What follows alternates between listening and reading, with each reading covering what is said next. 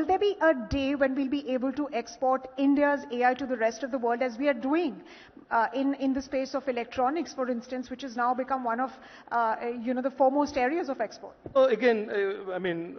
Excellent question. And I think I hate to say that I'm predicting, or I don't want to pretend to be an astrologer or a crystal ball gazer.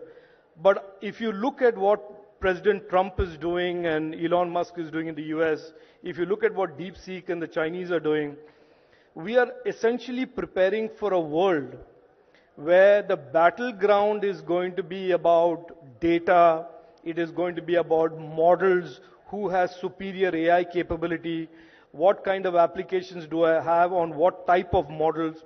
So therefore, AI is certainly going to become a determiner of the competitiveness of countries' economies. And we must consider it that way. And if we consider it that way, we must assume that that is true. We must also be very focused on building our own capabilities. Yesterday there was an article by the CEO of Grok on I think in the Economic Times, that said that India should restrict itself to fine-tuning models. Now, I don't know in what context the gentleman said that, but that is like telling India to take a decision that, look, in this rich landscape of AI, we must say 80% of things we will take off the table and we will only focus on fiddling with somebody else's open source model. So, look, early days, it is clear that there are many debates about whether there should be open source models in AI.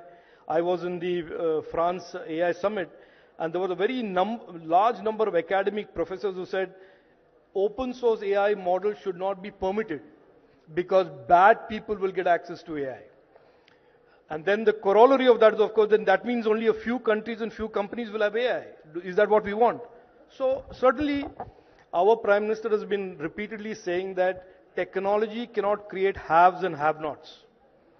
And India has been long since advocating that even the global south, the smaller countries, must have access to the best technology.